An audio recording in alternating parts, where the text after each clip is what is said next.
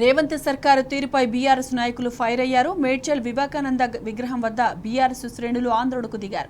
Assembly సమావేశాల్లో మాజీ మంత్రి జగదీష్ రెడ్డి సస్పెన్షన్ను వ్యతిరేకిస్తూ నిరసన చేపట్టారు. కాంగ్రెస్ ప్రభుత్వానికి వ్యతిరేకంగా నినాదాలు చేస్తూ రేవంత్ రెడ్డి దిష్టిబొమ్మను కాలబెట్టారు.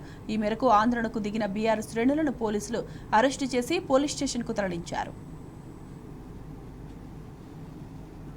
మాజీ మంత్రివర్యులు గౌరవ BRS party working president KTR Ramarao గారి అదేవిధంగా మా మాజీ మంత్రులు మల్లారెడ్డి వారి ఆదేశాల మేరకు నిరసన కార్యక్రమం. ఎందుకనంటే శాసనసభలో మా మాజీ మంత్రి జగదీశ్వర్ రెడ్డి గారిని సస్పెండ్ చేయడం చాలా విడ్డూరం. నిజం ఉన్నది ఉన్నట్టు మాట్లాడితే ఎవరికైనా వాళ్ళకి ఏం కావాలి, కాంగ్రెస్ పార్టీ నాయకులకు బీఆర్ఎస్ వాళ్ళని రోజుకొకరిని సస్పెండ్ చేయాలి. సభ మేమే నడిపి, ఎందుకంటే సస్పెండ్ చేస్తే చేయకపోతే వీళ్ళు అన్నీ ఏం అడుగుతారో ఏమో, మా పాలన మీద మా 420 పాలన మీద ఏమి వ్యతిరేకత తెస్తారో అని చెప్పేసి ప్రజలలో వ్యతిరేక పోవద్దని చెప్పేసి మా నాయకులను సస్పెండ్ చేయడం జరుగుతూ ఉంది. నేను నిజంగా అడుగుతా ఉన్నాను, గౌరవ ముఖ్యమంత్రి రేవంత్ రెడ్డి గారు, మీరు 420 హామీలు ఇచ్చారు, కానీ మీరు అందులో అమలు పరిచేది 20% అమలులోనే. మీరు ఏం చేసినా తెలంగాణ ప్రజలు గమనిస్తూ ఉన్నారు.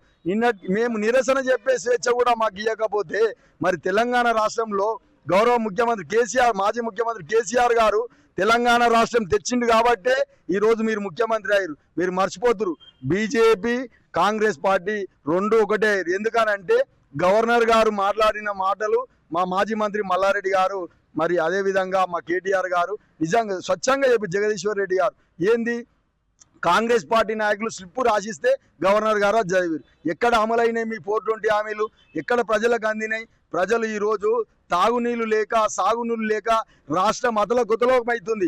కానీ ఏ మంత్రి ఎవరు కూడా పట్టించుకున్న పాపాన పోలే. మరి మీకు తగిన రోజులలో తగిన గుణపాఠం ప్రజలు చెప్తారు. ఖచ్చితంగా మీరు డిపాజిట్ కూడా గ్రామ పంచాయతీ ఎలక్షన్లో కోల్పోతారని రేవంత్ రెడ్డి గారికి తెలుసు కాబట్టే ఎలక్షన్లకు పోతలేడు. తెలుసు ఆయనకు. మరి మేము ఎలక్షన్లకు పోతే ఖచ్చితంగా మాకు మరి చుక్కలు చూపిస్తారు. ఎక్కడ పోయినా, ఏ పల్లెకు పోయినా కడుపులో ఉన్న పిల్లకాడికి వెళ్ళి కేసీఆర్ కేసీఆర్ కేసీఆర్ అంటున్నారు.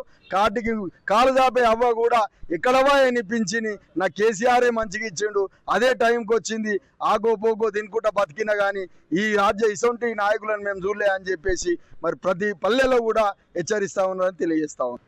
జగదీష్ రెడ్డి గారిని సభ నుంచి సస్పెండ్ చేయడం చాలా